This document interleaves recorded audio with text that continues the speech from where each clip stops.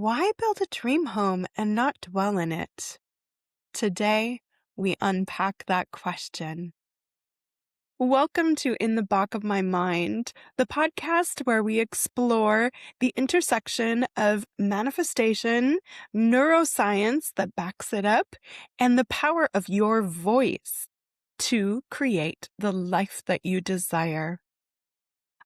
Pull up a chair, pour yourself something warm, and let's have a chat because today's conversation is one of those that quickly rearranges the furniture in your own mind. The question that we just heard, why build a dream home and not dwell in it, comes from a man named Neville Goddard. And if you've spent any time in the worlds of manifestation or mindset work, or even the law of attraction, maybe you've seen The Secret, you probably run into this name before.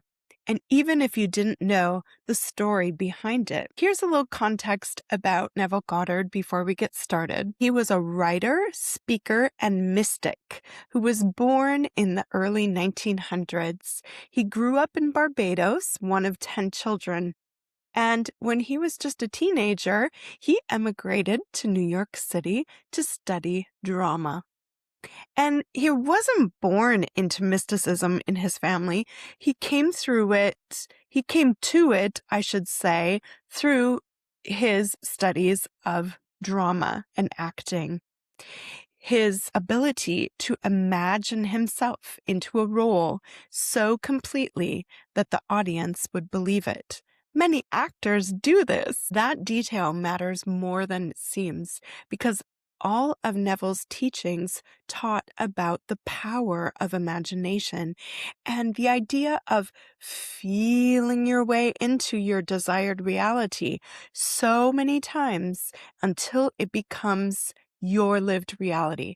And this is the exact skill that actors use to become a character before they're even filming or they're on stage. Neville Goddard went on to author many books and deliver over 300 lectures on the subjects of consciousness, imagination, and what he called the law. So when Neville asks us, why build a dream home and not dwell therein? He's not just being poetic, he's actually pointing to something that he watched and observed people do over and over for decades, which was people would construct a beautiful vision of what they desired, but then never move into it. And the gift that we were never taught to use is our imagination, because that's where this real conversation begins today. We have been given the gift of imagination. How do you use yours? Do you use it to condemn yourself? To condemn your life? Where you're at or where you're not at? What you've achieved or not achieved yet? Do you use your imagination to find fault or place blame or construct a scenario that's really worst case scenario? Yeah, I think we all do that. It's really in the name of self-protection, isn't it? So you're all prepared just in case something bad happens. Well, how often do you use your imagination for good, though? Do you use it for good or do you use it for bad? Have you categorized your imagination as, something that's too childish? I don't do that anymore. As something that's not really appropriate once you're grown up? Do you label your imagination as inappropriate now that you have the skills of reason, comparison, and real life evidence? Reality, that's not reality. Do you dismiss your imagination because you think it's not real or that it's just a waste of time? Well, I think that it's really important to reflect on those questions instead of just rushing past them, because I think most of us were never taught to use our imagination as a tool. We were taught that imagination is just a phase. It's something that children do. They've got their imaginary friends. They play and make up stories in their cardboard box spaceships, and something that we were supposed to outgrow the moment that we became an adult. We got a job, we got a mortgage, we got a responsibility. But the fascinating part, researchers now are studying the neuroscience around mental imagery, and they have found that when people visualize themselves performing an action, then the brain activates many of those same motor pathways that fire during actual physical movement. So we know now that our brain doesn't fully separate our imagined experience from our lived experience. That's an important note for us to always remember, that that's actually how our brains are wired, is that we can bypass it and teach our subconscious mind that we are already somewhere, or we've already have achieved something by claiming it first for ourselves. When you were told that your imagination isn't real and that it's just not even true, this is just a little bit incomplete, because your imagination has always been doing something. But the only question that we're asking in this episode is, what have you been directing your imagination to build? There's 2 rooms that we can choose to walk into, or 2 houses. How can we unlearn and reframe our understanding of this miraculous gift of imagination? Well, I say, let's first start with feeling. How do you feel when you're imagining the life that you desire? For me, it feels fantastic. It lights me up. I feel lighter. I feel more hopeful. I feel ecstatic. I feel proud. And then how about that feeling when you're preparing yourself for the worst? How fast and negative do those stories come? And how much blame and shame are present in those scenarios where we're blaming ourselves, or we're blaming other people? We're shaming ourselves for not being where we want to be. And are those real when we put the negative spin on it? How long do we allow ourselves to dream in the good versus dwelling on the worst? And really, then the next most important thing is, what action do you take when you emerge from either of those imaginal acts? I want you to notice, when you are dreaming of the good, you often come out of that experience and realize, that's not really my lived reality right now. So I guess I just better focus on what's in front of me, versus being in our negative, worst case scenario imagination. How does that make us feel? Then we come out into our 3D lived, but actually it doesn't really feel like it's that much different, does it? It feels like, oh, that actually could happen, because I've heard stories, I've seen movies where that's happened, I've seen newspaper or magazine articles, I've seen it or heard about it in real life. So that must mean this is true, and this is something not to be trusted. We have these 2 rooms that we keep walking into, or 2 houses, the dream house and the worst case scenario. Yeah? Our desired outcome, the version of life that we actually do want to experience, and the other of the worst case scenario, or the one that we go to just to be safe, just to be prepared. Well, here's the really uncomfortable truth. Most of us are just busy designing and spending time in that second room. We add all the details, we add the dialogue, we rehearse the argument that hasn't even happened yet. We picture rejection before the email is even sent. We become fluent in protecting ourselves, practically a professional level, at furnishing our worst fears with vivid, believable details.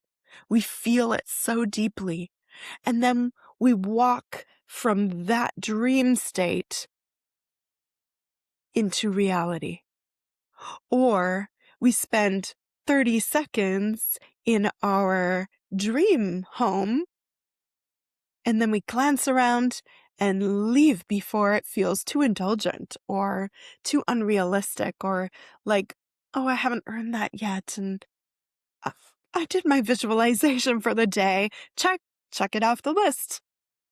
And this is where our imagination impacts our reality, because the room or the house that we spend the most time decorating is the house that our nervous system and our beliefs start to treat as, this is home, this is my reality. One of Neville Goddard's most iconic quotes is, "A man's chief delusion is his own conviction that there are causes other than his own state of consciousness.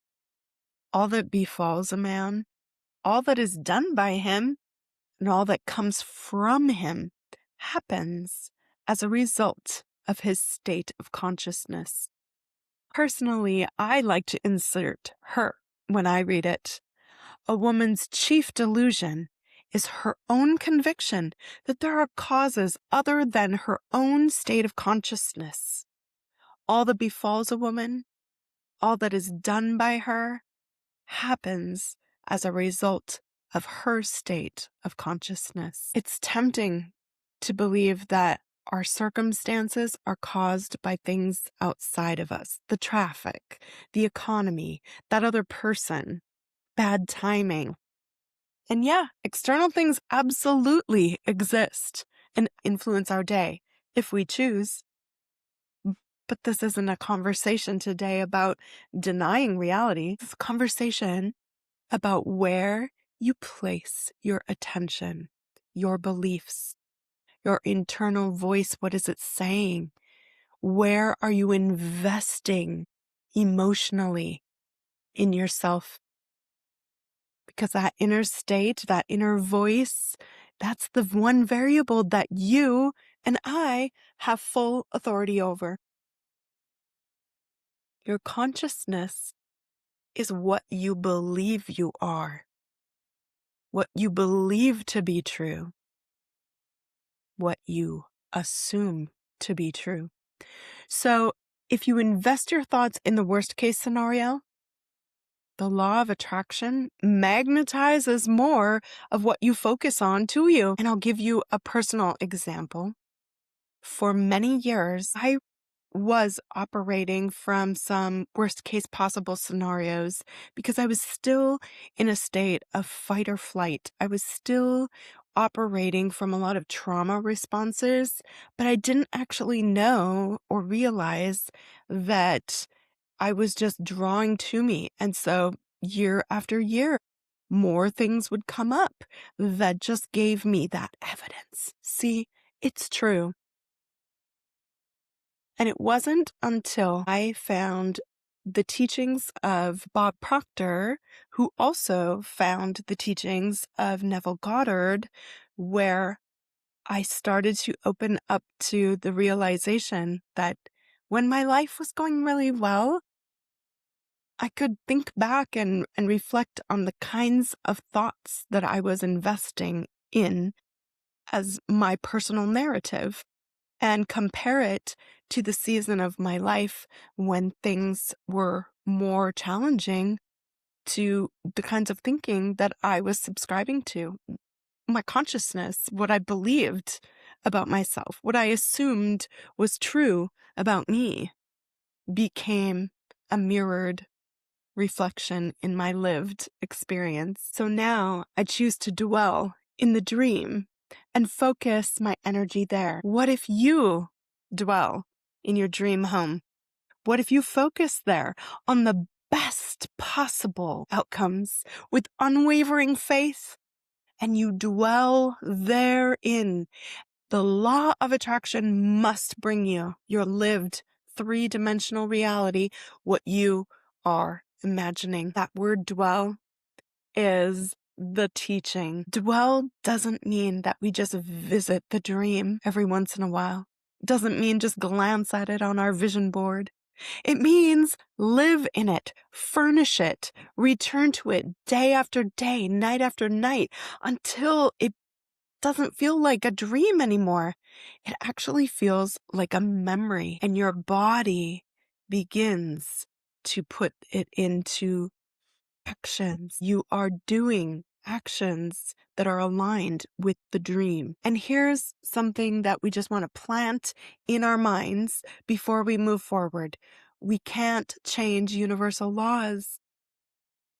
Universal laws, they don't discern our worthiness. Universal laws operate and deliver, as I mentioned with my own personal experience, a reflection of who you are conscious of being in every moment. And I know it might feel like a lot to unpack, but really, if we just sit for a moment, there's a real freedom in knowing that the laws of the universe don't discern between whether we're worthy or not. The laws of the universe aren't measuring us by what's on our resume, what we've achieved, our past mistakes, or how many times we've doubted ourselves before. It just reflects back the state which we are occupying right now. And that's the invitation for all of us every day. That's the work, to decide and claim that you are now. You are worthy of having it now. And then you be it.